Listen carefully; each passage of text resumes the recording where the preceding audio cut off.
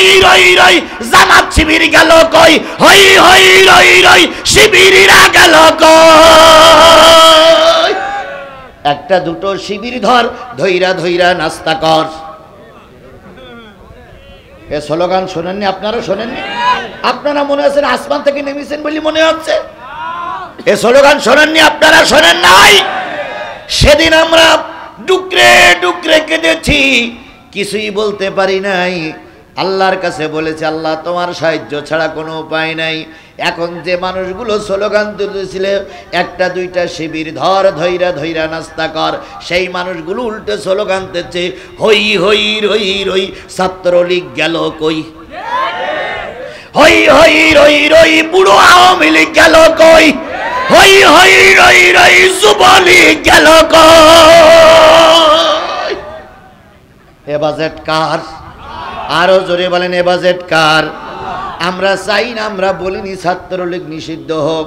আমাদের সাইদি সাহেবের জানাজা আপনারা করতে দেন নাই, আমাদের মৃত্যু লোকের কাফন দাফন করতে দেন নাই। আর আল্লাহ রাব্বুল আলামিন তোমরা আমাদের দেশে নিষিদ্ধ করেছিলে, আর আল্লাহ তোমাদের পেত্নী সহ তোমাদের দলের সকলকে বিশ্বের সকল দেশে ঢোকা আল্লাহর পক্ষ থেকে নিষিদ্ধ করে দিয়েছে। শেখ হাসিনা মনে করেছিল ভারত থেকে পালাই থাকবো। ভারত সরকার কিছুদিন পরে বলল দেখেন তো অন্য জায়গায় যেতে পারেন কিনা। উনি টুপলা টুপলি বেঁধে নিয়ে গেলেন দুবাই। দুবাই সরকার বলে দিল বাপরে বাপ, ভিক্ষার দরকার নেই, কুকুর ঠেকা। আবার ব্যাগে আসলো। ব্যাগে এসে কি আনন্দ করতেছিল যে বাংলাদেশে ঢুকে পড়বো। একটা জিনিস সাদা কাগজে লিখে দাও, পৃথিবীর কোন স্বৈরাচার, একটা জিনিস সাদা কাগজে লিখে রাখো, পৃথিবীর কোন স্বৈরাচার দেশ থেকে পালিয়ে আবার দেশে ফিরে আসতে পারেনি। স্বৈরাচারের একবার পালিয়ে গেলে পৃথিবীর কোন ইতিহাস নাই ওই স্বৈরাচার আবার ফিরে এসেছে। সুতরাং যে স্বৈরাচার চলে গেছে, আওয়ামী লীগের নেতা কর্মীরা লিখে রাখো, ওই স্বৈরাচার বাংলাদেশের 18 কোটি মানুষ বেঁচে থাকতে ওই স্বৈরাচারকে এই দেশে আর ঢুকতে দেওয়া হবে না, হবে না, হবে না।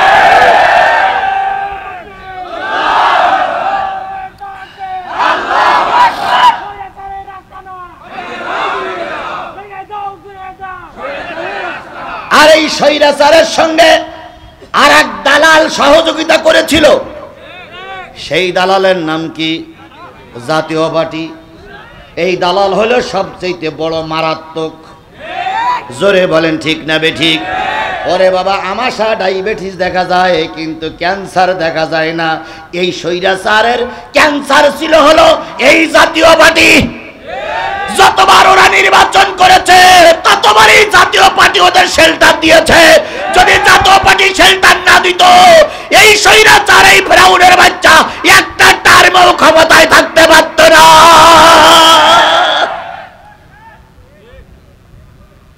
আওয়ামী লীগের চেয়ে জাতীয় পার্টি বেশি দোষী। আওয়ামী লীগটা প্রকাশ্য চেনা যেত যে আমাদের দুশ্মন, কিন্তু এই স্বৈরাচার ভিতরে ভিতরেই ওদের সহযোগিতা করেছে। কথা ঠিক নেবে ঠিক? কথা ঠিক নেবে ঠিক? খেলা দেখেন, গতকালকে এই দালাল পার্টি, জাতীয় পার্টি না, এটা কি পার্টি? যদি কোনো জাতীয় পার্টির লোক দেখেন তাহলে বলবেন ভাই দালাল পার্টি ভাই কেমন আছো। এই দালাল পার্টি, এই দালাল পার্টি গতকালকে ছাত্র জনতা ঢাকার অফিস একদম আগুন লাগাই পোড়াই দিয়েছে। শুধু পোড়াই দেয়নি, ওরা বলেছে যে রসুলের সঙ্গে শত্রুতা করেছিল আবু জেহেল।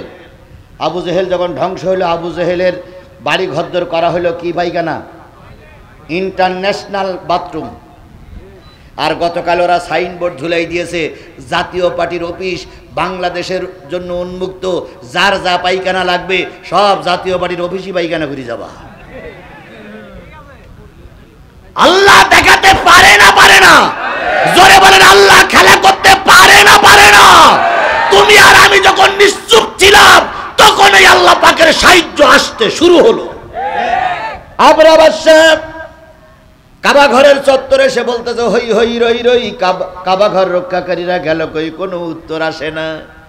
এবার সবাইকে বলা হলো গোশত খাও, উটির গোশত খাও, দুম্বার গোশত খাও, খেয়ে গায়ে শক্তি বাড়ায় নাও। শক্তি বাড়াই নিয়ে এবার আবরা বাদশাহ হুকুম করবে কাবা ঘর ধ্বংস করে ফেলো, ভেঙে ফেলো। ঠিক সেই সময় একজন কানে কানে বলতেছে, হুজুর, ও আমাদের নেতা, ও আমাদের প্রভু, ও আমাদের মহানেতা, উত্তর গগন থেকে ছোট একটা কালো মেঘ আসতেছে। সুবহানাল্লাহ, জোরে বলবেন না? সবাই যখন দায়িত্ব ছেড়ে দিয়েছে, আল্লাহ বলতেছে তোমাদের দায়িত্ব শেষ, এবার আমার দায়িত্ব, আমার ইসলাম আমি হেফাজত করব। তাবরা বাদশা বলতেছে, অতটুক মেঘ আর কি হবে? আমার এই হাজার হাজার হাতি বাহিনী, এত লোকজন, এত ঢাল তরবারি, অতটুক মেঘ আর কি হবে? দেখা গেল মেঘটা যখন সামনে আসলো, ওটা মেঘ নয়, এক ঝাঁক পাখি, তৈরান আবাবিল, ছোট পাখি। এই পাখিগুলোর দেখেন, খেয়াল করেন, পাখিগুলোর কাছে তিনটে কঙ্কর ছিল, একটা মুখে, দুই পায়ে দুইটা, প্রত্যেকটা কঙ্করে লেখা ছিল কার মাথার পরে ফেলবা। এই কঙ্করটা শিরিন শারমিন সুলতানার মাথায় ফেলবা, এই কঙ্করটা ওবাইদুল কাদেরের মাথায় ফেলবা, এই কঙ্করটা পরিমণির মাথায় ফেলবা, এই কঙ্করটা ওই চুক্কুর মাথায় ফেলবা। প্রতিটা কঙ্করে নাম লেখা ছিল। পাখিগুলো উড়ে আসে, যখন শয়তানের খুঁজে না পায়, ওই খুঁটির নিচে যে ওখানে ফেলে, ওখানে শীত পাঠান। নেতা তখন তাকাই তাকাই দেখে, হায় রে ছোট পাখি, এদের তো বিরাট ক্ষমতা, সবাই মারা শেষ, সবাই মারা শেষ। দেশের প্রেসিডেন্ট আছে, কি বললাম, দেশের প্রেসিডেন্টের নাম কি? আব্রাহা। আব্রাহার মারার পাখি এখনো আসেনি। আব্রাহা মনে মনে ভাবতেছে, আমি তো বেঁচেই গেলাম। আজকের বাংলাদেশের প্রেসিডেন্ট মনে করতে, আমি তো বেঁচেই গেলাম। শেখ হাসিনা পালাইছে, এমপি মন্ত্রীরা ধরা পড়েছে, আমার কিছু হয় না, আমি চুপ্পু তো বেঁচেই গেলাম। কি চুপ্পু এখন তাই মনে করতেছে না যে আমার তো কিছুই হচ্ছে না, আমি তো বেঁচেই গেছি? কিন্তু চুপ্পু ইতিহাস জানো না, আবার ইতিহাস খোঁজো। সব পাখির এসে সবাইকে মেরে দিল। একটা পাখির ডানা ভাঙা ছিল, একটা পাখির পা পড়া ছিল। ওই পাখিটা দলের সঙ্গে উড়ে আসতে পারিনি, ওই পাখিটা সবার পিছনে পড়ে গেছে। এখন ওই পাখিটাই একা একা ঘুরে বেড়াচ্ছে বলে আবরা বাদশাহ চিন্তা করলো, মান সম্মান নিয়ে ঘরে যাই। এখন উনি পালাচ্ছে, দরজার কাছে যেই বলতেছে, গিন্নি দরজা খুলে দাও, সব নেতা কর্মী আর হাতি শেষ। গিন্নি তখন বলতেছে, তুমি এত বড় শক্তিশালী, ময়দান থেকে পালিয়ে আসলে কেন? কয়, আগে দরজা খোলো, তারপরে বলতেছি। হঠাৎ করে মাথার দিক তাকাই দেখে সেই খোড়া পাখি ঘুরতেছে। পাখি রে, ময়দান থেকে তো আমি পালাই আইছি, তুই এখানে কেন? পাখির জবান থেকে আওয়াজ আসতেছে, তোমারে মারার জন্য আল্লাহ পাক ভালো পাখি রাখিনি, তাহলে আল্লাহর ইজ্জতের খেলাফ হবে, এই জন্য তোমার মারার জন্য আমার মতন খোড়া পাখি রেখে দিয়েছে। যুগে যুগে যত বড় বড় শয়তান মারা গেছে, সব শয়তানকে আল্লাহ ক্ষুদ্র প্রাণী দিয়ে ধ্বংস করে দিয়েছে, বড় প্রাণী দিয়ে ধ্বংস করিনি। নমরুদ মারা গেল, মেরেছে কিসে? খোড়া মশা, ন্যাংড়া মশা। আবরা বাদশা মারা যাবে, আইসে একটা খোড়া পাখি। ফেরাউন মারা গেল নীল নদের ভিতরে হাবুডাবু খেয়ে।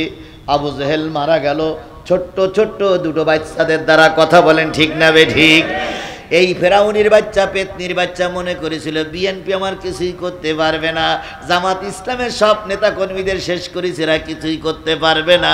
তাই আল্লাহ পাক বললেন, যদি বিএনপি এদের মারে তাহলে সারা জীবন বিএনপির সুনাম হবে, জামাত যদি মারে জামাত ইসলামের সুনাম হবে। আমি কাউরে সুনাম অর্জন করতে দেব না, আমি এমন ক্ষুদ্র দল দিয়ে মারবো কিয়ামত পর্যন্ত জাতির শিক্ষা নেবে। স্বৈরাচারীদেরকে আল্লাহ পাক এভাবেই অপমানিত করে বিদায় দিয়ে দেয়। জামাত বিএনপি যখন সবাই হটে আসলো, তখন আল্লাহ পাক ছোট পাখির নেয় তৈরান বাবিলের মতন ছোট্ট ছোট্ট বাচ্চাদের লাগাইয়া দিল। পাখি ঘুরে বেড়ায়। আবরা বাদশা বলে মারিস না মারিস না, বলে না না না, কোনো ক্ষমা নেই। একটা ডানা ভাঙা পাখি মেরে দিল, ওইখানে আবরা বাদশা শেষ হয়ে গেল। তাহলে এত বড় প্রতাপশালী নেতারে মারার জন্য একটা ডানা ভাঙি পাখি যথেষ্ট, নমরুদের মারার জন্য একটা খোড়া মশাই যথেষ্ট। সুতরাং আজকে যারা বাহাদুরি করতেছে আল্লাহর সঙ্গে টাক্কা লাগাইও না। তোমার মতন লোকের ধরতে আল্লাহর 1 সেকেন্ডও সময় লাগে না। তুই ইজ্জুমাংতা শাহ ওয়া তুযিল্লু মাংতা শাহ বিয়াদিকাল খায়র ইন্নাকা আলা কুল্লি শাইইন কদির। গতকালকে না আগের দিন দেখলাম, হায় রে আল্লাহ, সব বড় বড় নেতাদের কোমরে দড়ি বেঁধে একের পর এক লাইন দিয়ে নিয়ে আসতেছে। আমি চিন্তা করলাম, এই নেতাদের দেখেই তো পুলিশ স্যালুট দিত। স্যার আর সেই নেতাদের এখন কোমরে দড়ি বেঁধে নিয়ে আসতেছে। কি অসহায় দেখি, একটু মায়া লাগে, একটু মায়া লাগে, একটু মায়া লাগে যে সেদিন তুমি তোমার হুকুমে আমার সন্তানকে তুমি রাজপথে গুলি করে মেরেছিলে, সেদিন তোমার হুকুমে শেরপুরের মাহফিলগুলো বন্ধ হয়েছিল, সেদিন তুমি আজিজুল ইসলাম জিহাদিরে মঞ্চে উঠতে দাও নাই। আজকে তুমি কোথায়? সেদিন বন্ধ করেও আমাদের মাহফিল বন্ধ করতে পারিনি। কথা বলেন ঠিক না বেঠিক? বিএনপি লিডার ঠিকই বলেছে, জিহাদি কোন কায়দায় আসতো তা কেউ জানতো না। সেদিনও আমরা মাহফিল করিনি। ওই যে কলেজ মাঠের ওই পাশে বড় নেতাদের পাশে বসিয়ে কথা বলিনি। ওরা মঞ্চের থেকে নেমে বলেছে, লোকজন লেলাই দিয়েছে, এর আজকে গুলি গুলি মারবি যে পথে ইউটিউব। কথা যখন আমার কানে আসলো, আমি দায়িত্বশীলদের বললাম, চুপ থাকো, আল্লাহ বের করে নিয়ে যাবে। মোনাজাত ধরল একজন, কইল আর একজন। মোনাজাত ধরল একজন আর কইল একজন। মোনাজাত আমি বলেছিলাম সবাই চোখ বন্ধ করে আল্লাহর কাছে চান, রব্বানা জালামনা, চোখ বন্ধ করতেছি। আমি রব্বানা জালামনা আনফুসানা বলে আর একজনের কাছে দিয়ে কেটে পড়েছি। চোখ খুলে পুলিশ বলছে, হুজুর কই? সে হুজুর তো চলেই গেছে। কই মোনাজাত করলো কেটা? কয় আমি। কয় আপনি না হুজুর? কয় আমি সে হুজুর না, যে হুজুর এতক্ষণ হজ করি চলেই গেছে। ইতিহাস আমরা ভুলে যাইনি। কথা বলেন ঠিক না ঠিক? সকল ইতিহাস আমাদের মনে আছে। যখন আপনারা বলেন নরম করে কথা বলেন, আমিও নরম করে কথা বলতে চাই, কিন্তু অতীতের ইতিহাস যখন আমাদের স্মরণ করিয়ে দেয় তখন নিজের ব্যালেন্স ঠিক রাখা যায় না। এই জন্য মঞ্চে এত গরম হাওয়াই লাগে। কি কায়দায় বলতেন, কথা বলা যাবে না, তোমার বাবার দুলাভাই দেশ, কথা বলা যাবে না। আমাদের নেতা কর্মীদের মেরে রাজপথে এরাই আনন্দ মিছিল করেছিল। কথা বলেন ঠিক না ঠিক? সেই দিন আর এখন আর আছে? আল্লাহ রাব্বুল আলামিন তাই বলতেছে, ভয় পেও না। আজকে তোমার দলের কিছু লোক চলে গেল, কিছু লোকের ফাঁসি হয়ে গেছে, কিছু যুবক রে জালেমের বাচ্চারা গুলি করে মেরেছে। ভয় পেও না, ভয় পেও না। মতিউর রহমান নিজামী নেই, আল্লামা সাঈদী নেই, আলী আহসান মোহাম্মদ মুজাহিদ নেই, তারপরে ওই সাকা কাদের সাকা চৌধুরী নেই, তারপরে বিএনপি নেতা কর্মী নেই। ভয় পেও না, আল্লাহর পরে তাওয়াক্কুল করে রাস্তায় নামো। তোমার দায়িত্ব রাস্তায় নামার, আর তোমার বিজয় করা দায়িত্ব আমি আল্লাহ। ওয়ালা তাহিনু ওয়ালা তাহজানু ওয়া আনতুমুল আ'লাউনা ইন কুনতুম মুমিনিন। তোমাদের কোনো ভয় নাই, তোমাদের কোনো চিন্তা নাই, তোমরা ময়দানে নামো, তোমাদের বিজয় করে আমি ঘরের ভিতরে ফিরাইয়ে দেব। সেটাই তো আমরা নিজের চোখে দেখেছি। কথা বলেন ঠিক না ঠিক? আল্লাহ রাব্বুল আলামিন বলতেছে, যে জায়গায় শূন্য হয়ে যাবে ওই জায়গা পূর্ণ হবে। মতিউর রহমান নিজামীর যখন ফাঁসি হয়ে গেল, কিছু লোক মনে করেছিল জামাতের উদ্যতন নেতা কর্মীদের ফাঁসি হয়ে গেছে, জামাত নেতৃত্ব শূন্য হয়ে গেছে, আর ময়দানে কথা বলতে পারবে না। আমরা কখনো ভাবিনি ডাক্তার শফিকুর রহমান এমন সুন্দর কাজ করবে। আমরা মনে করি ডাক্তার শফিকুর রহমান এখন জাতির জন্য একটা বড় রহমত। আমরা না তো এই লোকটার কথা একজন ইংরেজি শিক্ষিত মানুষ, পেট কাটা মানুষ। ডাক্তারের কাজ পেট কাটা না, এ ধর্মের কাজ কি বুঝবে? ও আল্লাহ, বড় বড় আলেম রাজা করতে পারি নাই, এটাই তিনি করে করে দেখাচ্ছে। সুতরাং নেজামি মারা গেছে, মুজাহিদ মারা গেছে, বিএনপির নেতাদের হাজার মামলা হয়েছে, তারেক জি আসতে পারতেছে না, ভয় পেও না, আল্লাহর পরে তাওয়াক্কুল করে কাজ করো, দেখবা একদিন বিজয়ের মালা পরাই আল্লাহ ঘরে ঢুকাবে। বিএনপির ভাইরা মঞ্চে আছেন, জামাতের ভাইরা মঞ্চে আছেন, সকলের কাছে একটাই দাবি ভাই, এই মুহূর্তে কোনো হেড়াহেড়ি গুতাগুতি চলবে না, এই মুহূর্তে একজন আর একজনের বিরুদ্ধে ফতোয়া দেওয়া চলবে না। সবাই মিলে দেশ স্বাধীন করেছি, সবাই মিলে দেশের স্বাধীনতা রক্ষা করতে চাই। আপনারা কি আমার সঙ্গে সবাই একমত? জোরে বলেন একমত। কেন্দ্রীয় নেতারা যে সিদ্ধান্ত দেবে, আমরা বিএনপি, আমরা জামাত সেই সিদ্ধান্ত মেনে চলবো। এখানে কারোর বাক বিতণ্ডা করে দলের ভিতরে ভাঙন সৃষ্টি করব না। আমরা সবাই ঐক্য থাকবো।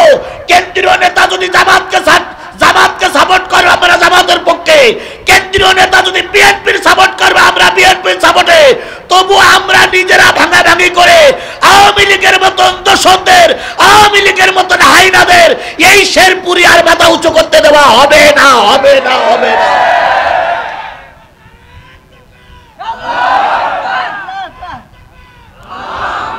আমাদের বক্তব্য স্পষ্ট। বাংলাদেশের যত রাজনৈতিক দল, সব রাজনৈতিক দলকে আমরা দেখেছি, তাদের ক্ষমতাও দেখেছি। কথা বলেন ঠিক না বে ঠিক? শুধুমাত্র একটা দল, টুপিওয়ালা দল আমরা দেখিনি। আমরা চাই যে কোনো একটা টুপিওয়ালা দল ক্ষমতার মসনদে বসুক, ক্ষমতার মসনদে বসে অন্তত 5টা বছর টুপিওয়ালারা দেশ চালাক। যদি এই টুপিওয়ালারা 5টা বছর দেশ চালাই শান্তি দিতে না পারে, আমরা আবার আগের জায়গায় ফিরে আসবো। কিন্তু এখন শেরপুরের মানুষের আপামর জনতার কাছে আমার একটাই কোরআন দিয়ে দাবি, সকল দলের দেখা শেষ, টুপিওয়ালার বাংলাদেশ। এ স্লোগান দিতে পারবো না, এই স্লোগান দিতে পারবো না। আচ্ছা বলুন তো, এবার বিএনপি নেতারাও হয়তো বলতে পারে যে আমাদের বিরুদ্ধে বলতেছে, না আপনাদের মাথায় হয়তো টুপি। এখানে বিএনপির যে কজন লোক ছিল তাদের মাথায় টুপি ছিল না? ছিল না? তাহলে আমি তো টুপিওয়ালাকে সাপোর্ট করতেছি, আপনার শত্রু কোথায় করতেছি আমি? তাহলে এখন সকলের কাছে একটাই স্লোগান, সবাই মিলে দিবেন, সকল দলের দেখা শেষ। জোরে জোরে সবাই মিলে, সকল দলের দেখা শেষ। অনেকেই বলতেছেন নাকি, ঘটনাটা কি?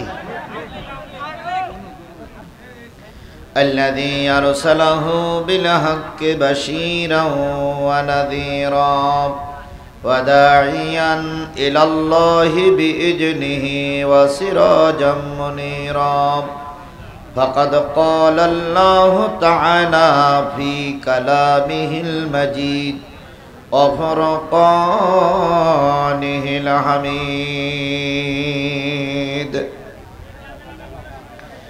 أعوذ بالله من الشيطان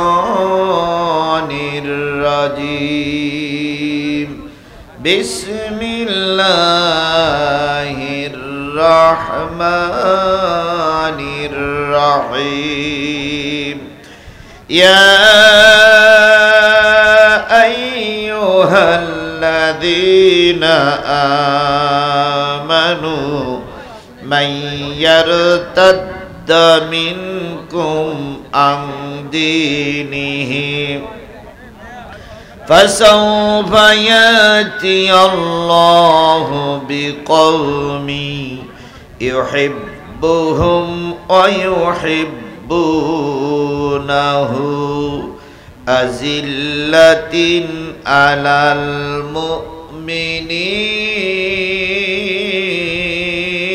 المؤمنين أعزة على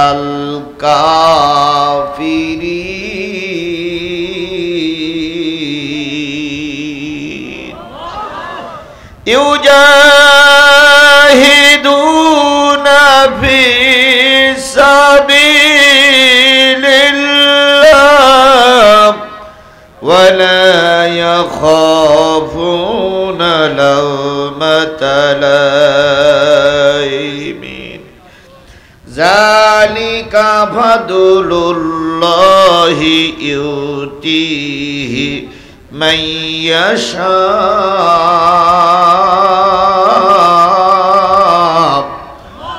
الله واسع عليم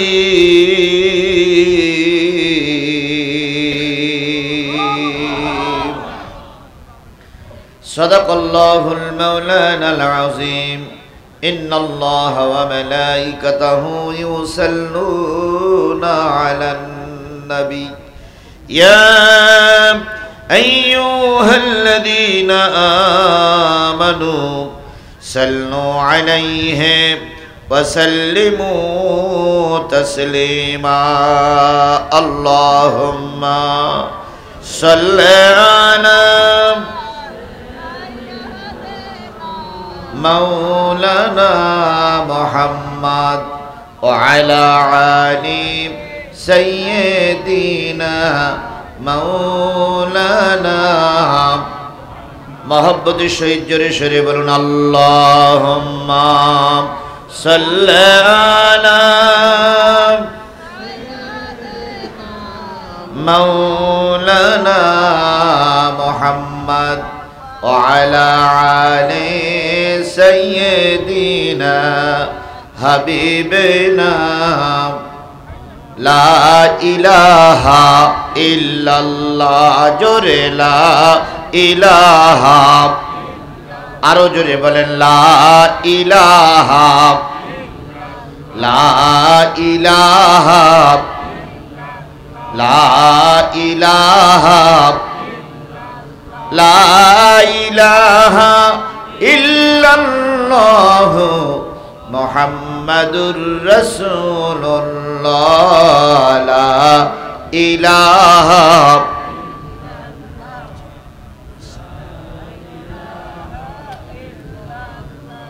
লা ইলাহা ইল্লাল্লাহ মুহাম্মাদুর রাসূলুল্লাহ। সকলে জবান খুলে একসাথে এক বাক্যে বলছি সাল্লাল্লাহু আলাইহি ওয়াসাল্লাম। বগুড়া জেলার শেরপুর উপজেলার চক পাথালিয়া মোল্লাবাড়ি ফুলবাড়ি বাজার জামে মসজিদের উদ্যোগে অনুষ্ঠিত হচ্ছে একদিন ব্যাপী বিরাট তাফসিরুল কোরআন মাহফিল। তারিখ হচ্ছে 1 নভেম্বর 2024 রোজ শুক্রবার।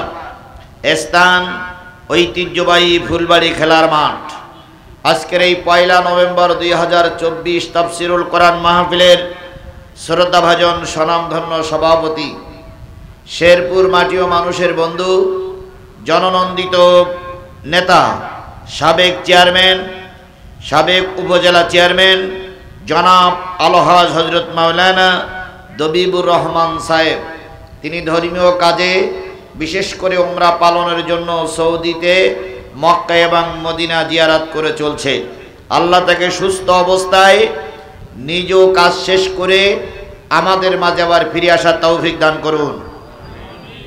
সহসভাপতি জনাব আলহাজ মাওলানা ইয়াসিন আলী, আলহাজ মোহাম্মদ আবু বক্কর সিদ্দিক, জনাব মোহাম্মদ ফরিদ উদ্দিন সভাপতিবৃন্দ। আজকের মাহফিলের সম্মানিত প্রধান অতিথি, জননন্দিত নেতা জনাব আলহাজ গোলাম মোহাম্মদ সিরাজ, সাবেক সংসদ সদস্য, বগুড়া 5 ও 6 নির্বাচনী এলাকা। সম্মানিত অতিথিবৃন্দ, দাওয়াতি অতিথিবৃন্দ, বিশেষ অতিথিবৃন্দ, আলোচনা করেছেন বিএনপি নেতৃবৃন্দ, জামাত নেতৃবৃন্দ, বিশেষ করে গাড়িদহ মডেল ইউনিয়ন পরিষদের সুযোগ্য চেয়ারম্যান জনাব মাওলানা মোহাম্মদ তবিবুর রহমান ভাই সহ সকল নেতৃবৃন্দ। আলোচনা করেছেন বিশিষ্ট আলেমে দ্বীন, বিশিষ্ট ইসলামী চিন্তাবিদ, সুললিত কণ্ঠের অধিকারী জনাব আলহাজ হজরত মাওলানা আব্দুস সত্তার জিহাদি, সাবেক চেয়ারম্যান 2 নম্বর গাড়িদহ মডেল ইউনিয়ন পরিষদ ও সুপার মহিপুর কাদিরিয়া মিশন দাখিল মাদ্রাসা। আলোচনা করেছেন হজরত মাওলানা ফরাদুজ্জামান সাহেব, পেশ ইমামত্র জামে মসজিদ সহ গর্বিত মায়ের গর্বিত সন্তান শ্রদ্ধেয় ওলামায়ে হজরত। এলাকার বিভিন্ন জায়গা থেকে আগত দিনদার পরেজগার মুত্তাকি মুসলমান ভাই ও বন্ধুগণ, পদ্মায় অবস্থানরত শ্রদ্ধাশীলা মা ও বোনেরা, সকলকে নিয়ে আবারও সালাম বিনিময় করছি। আসসালামু আলাইকুম ওয়া রাহমাতুল্লাহি ওয়া বারাকাতুহু। শুকরিয়া আদায় করছি সেই মালিকের, যে মালিক আমাদের মাঝে রহমত করে, আমাদেরকে রহমত করে সুন্দর একটা পরিবেশ তৈরি করে আজকের এই মাহফিল পর্যন্ত আসার তৌফিক দান করেছেন। বলুন তো, যে আল্লাহ পাক আপনার আমার পরে করুণা করলেন, সেই আল্লাহর শুকরিয়াটা আসতে হবে না জোরে হবে? সবাই মিলে বলুন, আসতে হবে না জোরে হবে? সবাই মিলে বলছি আলহামদুলিল্লাহ। আরেকটু জোরে বলুন তো আলহামদুলিল্লাহ। কার শুকরিয়া আদায় করলাম? খুশি হলো কে? আর আলহামদুলিল্লাহ, সুবহানাল্লাহ, আল্লাহু আকবার এই শব্দটা বান্দার মুখ থেকে উচ্চারিত হোক, এটা চায় না যিনি, তিনি কে? জোরে বলেন, তিনি কে? শয়তান কে এই মজলিসে আছে? আছে? আছে? আছে? আচ্ছা বলেন তো, মসজিদে কি শয়তান থাকে? মসজিদে শয়তান থাকে? আরে বাবা, যদি নাই থাকবে তাহলে জুতো চুরি করে কারা?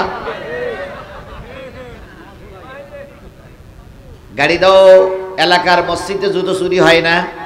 তাহলে এখানেও শয়তান থাকে। আবার একটা জিনিস দেখবেন, যে হুজুররা যখন কাতার সোজা করতে বলে, তখন বলবেন ভাই, বলে কাতারের মাঝখানে ফাঁক রাখবেন না, তাহলে শয়তান ঢুকবে। তাহলে বোঝা গেল ফাঁক পাইলে শয়তান, এখানেও শয়তান আছে। যদি বলেন হুজুর কই, এখনই দেখাবো, দেখলি তার আর প্রশ্ন করার কথা উঠবে না নাকি? শয়তান সুবহানাল্লাহ আলহামদুলিল্লাহ সহ্য করতে পারে না। এবার আলহামদুলিল্লাহ বলার সময় ডাইনে বামে সামনে তাকাবেন, পিছন দিক তাকাইতে হবে না। ডাইনে বামে সামনে তাকানোর পরে যদি জবান না খোলে, যদি আলহামদুলিল্লাহ না বলে, পিছন দিক থেকে 2 বগলে যখন হাত দেবেন, দিয়ে উঁচু করে বলবেন হুজুর মাল পাওয়া গেছে। কে বলতে পারবেন না? বলতে পারবেন না? এবার ডাইনে বামে সামনে তাকাবেন, পিছনের লোক পিছনে দেখবে, আপনার পিছনে দেখার দরকার নেই। এবার সবাই মিলে বলুন তো আলহামদুলিল্লাহ। আছে? আপাতত নাই। মাশাআল্লাহ। বিশ্ব মানবতার শ্রেষ্ঠ বন্ধু, সমস্ত নবী রাসূলদের শ্রেষ্ঠ রাসূল, আমাদের প্রিয় ভাজন নেতা, যার সুপারিশ ছাড়া কোনো মানুষ জান্নাতে যেতে পারবে না, সেই নন্দিত নেতার নামে দুরূদ আর সালাম সকলে মিলে বলছি সাল্লাল্লাহু আলাইহি ওয়াসাল্লাম। বন্ধুগণ, নাম দিয়েছেন তাফসিরুল কোরআন মাহফিল। তাফসিরুল কোরআন মাহফিল মানে হলো যেই মাহফিলে কোরআন থেকে তাফসির করা হয়। তাফসির মানে হলো ব্যাখ্যা, তাফসির মানে হলো বিশ্লেষণ, তাফসির মানে হলো বিস্তারিত কথা বলা। আমিও সূরা মায়েদার 3-4 আয়াত তেলাওয়াত করেছি, এরপরেই কথা হবে ইনশাআল্লাহ। এবার আপনি আসুন, এই কোরআনের মাহফিলে বসলে আপনার লাভটা কি? ফাও বসবেন কেন? চার দোকানে বসে থাকলে তো অন্তত অনেক কিছু হতো, এখানে বসে আছেন কেন? আল্লাহ রাসূল বলেন, মান কারাল কোরআন ফাস্তাজহারাহু ফাহাল্লা হালালাহু ওয়া হাররামা হারামাহু আদখালাহুল্লাহুল জান্নাহ ওয়া ইয়াশফাউ ইয়াওমাল কিয়ামাতি আশরাতিন কুল্লুহুম কদ ওয়াজাবাত লাহুমুন নার। যারা রাস্তায় আছেন, দোকানে আছেন, বাড়িতে আছেন, একটুখানি কথাগুলো শুনুন। আল্লাহ নবী বলেন, যিনি কোরআন পড়বে আর যারা কোরআন শুনবে, ভালো করে বুঝেন, যিনি কোরআন পড়বে আর যারা কোরআন শুনবে, এই কোরআন থেকে ভালো ভালো জিনিসগুলো বেছে বেছে নিয়ে আমল করবে, খারাপ জিনিসগুলো পরিত্যাগ করবে, এই অবস্থায় যে বা যিনি মৃত্যুবরণ করবে, মরার সাথে সাথেই আল্লাহ পাক তাকে জান্নাত দিয়ে দেবে। সত্য, যিনি পড়বেন আর যারা শুনবে। আমি পড়তেছি আর আপনারা কি করতেছেন? তাহলে আপনারা আমার জন্য বক্তব্য হলো, যে বা যারা কোরআন পড়বে আর যারা কোরআন শুনবে, এই কোরআন শুনিয়ার পড়ে যারা ভালো জিনিসগুলো আমল করবে, মৃত্যুর সঙ্গে সঙ্গে তারা কোথায় যাবে? আরো জোরে বলেন, কোথায় যাবে? আপনারা জান্নাতে যেতে চান না জাহান্নামে যেতে চান? জোরে বলুন, জান্নাতে যেতে চান না জাহান্নামে যেতে চান? আমি কি ধরে নেব যারা জাহান্নামে যেতে চান তারা বাজারে দাঁড়িয়ে আছেন? আমি কি ধরে নেব জাহান্নামী লোকগুলো বাড়ি বসে আছেন? আমি কি ধরে নেব জাহান্নামী লোকগুলো রাস্তায় ঘুরে বেড়াচ্ছেন? তাহলে আমরা এত কষ্ট করে আসলাম, আপনি কেন রাস্তায় ঘুরে বেড়াচ্ছেন?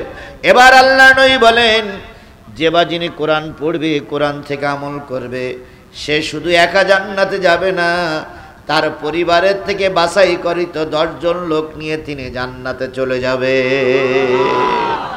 আপনার পরিবারের সদস্য কয়জন? 4-5 জন শ্বশুর শাশুড়ি আছে, গেল 8 জন। এইভাবে করে 10 জন লোক নিয়ে আপনি কোথায় যেতে পারবেন? জান্নাতে যেতে পারবেন। তাহলে সুবহানাল্লাহ বলবেন না? সুবহানাল্লাহ বলবেন না? এখানেই বলে যদি নবী থেমে যেতেন, আমিও থেমে যেতাম। আল্লাহ নবী বলতেছেন, শুধু পরিবারের 10 জন লোক জান্নাতে নিয়ে যেতে পারবা। কোন 10 জন? যেই 10 জন ইতিমধ্যে বিচার হয়ে গেছে, অথবা ওই 10 জনের আমলনামায় জাহান্নামের সার্টিফিকেট এসে গেছে।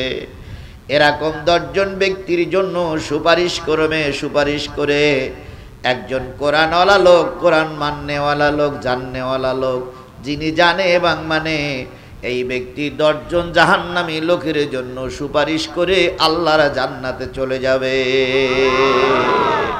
তাহলে আপনার পরিবারের থেকে জান্নাতি 10 জন নয়, যারা জাহান্নামী হয়েছে তাদেরকে সঙ্গে নিয়ে আপনি কোথায় যেতে পারবেন? আরো জোরে বলেন, কোথায় যেতে পারবেন? যদি মনে করেন হুজুর আমার সওয়াবের দরকার নেই, নেকির দরকার নেই, তার কোরআনের মাহফিলে বসারও দরকার নাই, কিন্তু যদি মনে করেন নেকিরই প্রয়োজন, বন্ধুরে 2 ঘন্টার বেশি আলোচনা আমি করি না, 12টার ভিতরে শেষ হয়ে যাবে। একটু মনোনিবেশ সহকারে আল্লাহর কোরআনে বসুন, হয়তো আজকের এই কোরআনের মাহফিলটা আমাদের নাজাতের জরিয়া হয়ে যেতে পারে। আরেকটু সামনে যান, আল্লাহ নবী বলেন, আল কোরআনু শাফিউম মুশাফফা। কোরআন এমন একটা কিতাব, কিয়ামতের দিন কারোর পক্ষে সুপারিশ করবে, কারোর বিরুদ্ধে আল্লাহর কাছে নালিশ করবে। কোরআন কাদের পক্ষে সুপারিশ করবে? আল কোরআনু শাফিউম মুশাফফা ওয়া মাহিল্লু মুসাদ্দিকান মান জাআলাহু আমামাহু কদ্দাহু ইলাল জান্নাহ। নবী বলেন, এই কোরআনকে যারা সামনে রাখবে, এই কোরআনকে যারা ইমাম বানাবে, এই কোরআনকে যারা নেতা বানাবে, এই কোরআন যেই দিকে তাদেরকে আহ্বান করবে, ওই দিকে যেবা যারা চলবে, কিয়ামতের দিন সবাই থাকবা পিছনে, কোরআন ইমাম হয়ে তোমাদের সামনেই থাকবে। কোরআন সেদিন বলবে, বাজারে হাজারো মানুষ ছিল, বাড়িতে লক্ষ মানুষ ছিল, তোমরা তার ভিতর থেকে বাছাইকৃত অবস্থায় আল্লাহর কোরআন শুনেছো, কোরআন জেনেছো, তোমরা এখন বিপদে পড়ে গেছো, আমি তোমাদের বিপদে ফেলে চলে যাব না, চলো আমি কোরআন জান্নাতে যাচ্ছি, তোমরাও আমার সাথেই জান্নাতে চলে এসো। তাহলে কোরআন যারা জানবে, কোরআন যারা মানবে, কোরআনকে যারা ইমাম বানাবে, কোরআনকে যারা সামনে রাখবে, এই কোরআন তাদেরকে টেনে টেনে দায়িত্ব পালন করে কোথায় নিয়ে যাবে? আরো জোরে বলেন, কোথায় নিয়ে যাবে? আর এই কোরআনকে যারা পিছনে রাখবে, আজকের এই কোরআনের মাহফিলে যারা সময় দেবে না, কোরআন যারা শুনবে না, কোরআনের আলোচনায় যারা বসবে না, কিয়ামতের দিন এই কোরআন তাদেরকে খুঁজে খুঁজে বের করে জাহান্নামের পাশে ডেকে নিয়ে পিছন দিক থেকে ধাক্কা দিয়ে কোরআন তাদের জাহান্নামে নিক্ষেপ করবে। এবার আপনারা কোরআনের সঙ্গে জান্নাতে যেতে চান না কোরআনের ধাক্কা নিয়ে জাহান্নামে যেতে চান? কোরআনকে সামনে রেখে জান্নাতে যেতে চান কারা কারা? একটু হাত তুলে দেখান তো। কোরআনকে সামনে নিয়ে জান্নাতে যেতে হবে। কোরআন একটু ভিডিও করে রাখো, তোমার অনুসারীরা, তোমার পক্ষের লোকেরা সবাই হাত তুলেছে। ও কোরআন, তুমি ভিডিও করে রাখো। কিয়ামতের দিন যখন কেউ পরিচয় দেবে না রে কোরআন, সেদিন তুমি আমাদেরকে একটু সুপারিশ করবে, আল্লাহর জান্নাতে নিয়ে যেও, আমরা যেন জাহান্নামে না যাই। কোরআন তোমাকে ইমাম বানালাম, তুমি আমাদের জন্য আল্লাহর কাছে একটু সুপারিশ করে দিও। এবার বলুন তো, কোরআন কি আপনাকে দেখেছে না দেখেনি? এই ভিডিওগুলো হচ্ছে, এই ভিডিওগুলোর কোনো রুহ নাই। ওরা যদি সব ছবি ভিডিও করতে পারে, ও আমার সোনার মানিক, ও আমার জান্নাতি ভাইয়েরা, কোরআন আপনাকে কোরআন আপনাকে ভিডিও করে রাখলো, এই কোরআন কিয়ামতের দিন আপনাকে সুপারিশ করবে, জান্নাতে নিয়ে যাবে। আর কোরআনকে যারা পিছনে রাখবে, কোরআন তাদের ধাক্কা দিয়ে কোথায় নিক্ষেপ করবে? এখন ধরে নেই 1000, 2000, 3000, 4000, 5000 কি 10,000 লোক এখানে আছেন। এই 10,000 লোকের ভিতরে মাঝখান থেকে একটা লোক যদি ওঠে, ধরেন একটা লোক উঠে গেল, আমার সামনে যে বড় মোবাইলগুলো আছে, টাচ মোবাইলগুলো আছে, এই মোবাইল দিয়ে ভিডিও করলে ওই লোকটা ছবি উঠবে না? উঠবে না? এই ক্যামেরায় যদি ওই লোকটার ছবি তোলা হয়, তাহলে উঠবে না? উঠবে না? তাহলে যদি তাই ওঠে, তাহলে আপনারা আমার আলোচনা চলাকালীন যদি উঠে চলে যান, কোরআন ভিডিও করে রাখবে আর বলবে আল্লাহ 10,000 লোক কোরআন শরীফ শুনেছিল, এই লোকটাই কেবল কোরআনের মাহফিল থেকে উঠে গিয়েছিল, আমি ওই লোকটা ধাক্কা দিয়ে জাহান্নামে নিক্ষেপ করতে চাই। আপনারা কি কোরআনের ধাক্কা নেবেন না কোরআনের সুপারিশ নেবেন? তাহলে সামনে মঞ্চে যারা আছেন তাদেরও ভিডিও করলাম, নিচে যারা আছেন তাদেরও ভিডিও করলাম। মেহেরবানি করে শেষ মোনাজাত না করে আমরা কেউ বাড়ি ইনশা। আর যদি একান্তই ওটা লাগে, যদি মনে করেন হুজুর একান্তই আমি থাকবো না, তাহলে আমার শুরু করার আগে ওঠে।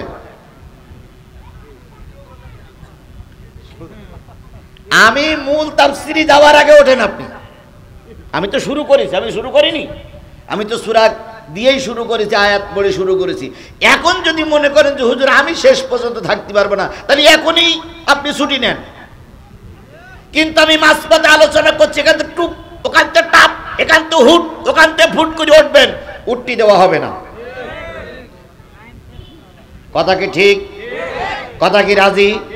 রাজি। আর একান্তই যদি মনে করেন হুজুর টান টান উত্তেজনা, যদি এরকম মনে হয় একটু আঙুল উঁচু করবেন, আমরা ছুটি দিয়ে দেবো ইনশাআল্লাহ। তাহলে আমরা শেষ মোনাজাত পর্যন্ত থাকবো ইনশাআল্লাহ। আমি সূরা মায়েদার আয়াত তেলাওয়াত করেছি। দেখা যাক, আমি অনেক কথা শুনে এসেছি, অনেক কথা বুঝে এসেছি, আপনাদের উদ্দেশ্যে কি নসিহাত আল্লাহর কোরআন থেকে দেওয়া যায়। তাহলে আপনারা আমার সঙ্গে থাকবেন তো ইনশাআল্লাহ? থাকবেন তো? আলহামদুলিল্লাহ। মাহফিলটা হচ্ছে মসজিদের উদ্যোগে। মসজিদগুলো কার ঘর? আচ্ছা, আল্লাহ ওই ঘরে থাকে, তাহলে ও ঘরটা আল্লাহর কেন? না, আল্লাহ তার ইবাদত করেন, ইবাদত তো আমরাই করি। কিয়ামতের দিন মুসিবতের কালে মসজিদগুলো ধ্বংস হবে না, সব ধ্বংস হয়ে যাবে, মসজিদ ধ্বংস হবে না। মসজিদকে বলা হবে তুমি জান্নাতে যাও। সেদিন মসজিদ বলবে আমার মুয়াজ্জিন কই? ঝড় বৃষ্টি শীত গ্রীষ্মের ভিতরে মসজিদে এসে যিনি আজান দিতেন তাকে দাও, মুয়াজ্জিনকে দেওয়া হবে।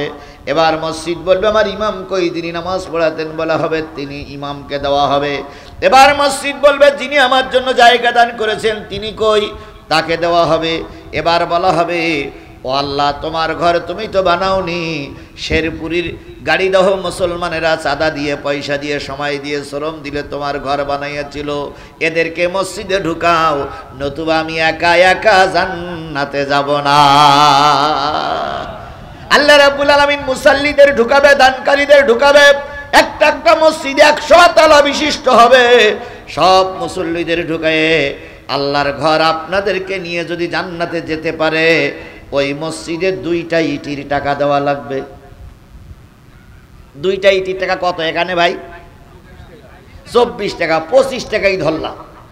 এখন 25 টাকা তো অনেক সময় খুচরো থাকা দেন, আর 30 টাকা দেন। আর যদি মনে করেন হুজুর 30 টাকা নেই, তাহলে একটা ইটির টাকা দেন। তো সেই একটা ইটির টাকা অথবা 30 টাকা, 2টা, বাপের নামে একটা, মার নামে একটা। আর যদি মনে করেন হুজুর বাপের নামে একটা দেবো, আমার নামে একটা দেবো, বোন নামে একটা দেবো, আমার নামে একটা দেবো, তাহলে 4-15 কত? 10 টাকা মাইনাস 50, তাহলে 15 30, 50। আচ্ছা 15 টাকা যদি মনে করেন যে হুজুর আমি 15 টাকা নেছি না, আমার কাছে 5 টাকা আছে, তিনিও দেবেন, 10 টাকাও দেবেন, তবে মাহরুম করবেন না। এবার 1 টাকা থেকে শুরু করে লক্ষ টাকা পর্যন্ত কাদের পকেটে আছে 1 টাকা থাকবে, 1 টাকা তখন চলে না। 2 টাকার নোট থেকে শুরু করে কাদের পকেটে টাকা আছে, একটু হাত তোলেন তো, কাদের পকেটে টাকা আছে? সবারই পকেটে টাকা আছে। মাশাআল্লাহ, মাশাআল্লাহ, আলহামদুলিল্লাহ। এইবার এই হাতগুলো সব ভিতরে নামান, অল্প সময়, খুব অল্প সময়, যেহেতু আমি মূল আলোচনায় যাব, অল্প সময় সবাই একটু হাত দেন। সবাই হাত দিয়ে পকেট থেকে টাকা বের করেন। ভাই দেন, এই ব্যাগগুলো যাক, ব্যাগগুলো যাক, দেন ভাই, আপনারা দেন, এই ইমাম সাহেব দেন, ভাই আপনি দেন, সবাই দেন, সবাই দেন, সবাই দেন। ও নাসিম মামা 5000 টাকা, মাশাআল্লাহ। হ্যাঁ, আলহামদুলিল্লাহ, আলহামদুলিল্লাহ, আলহামদুলিল্লাহ। نحمده ونستعينه ونستغفره ونعوذ بالله من شرور أنفسنا ومن سيئات أعمالنا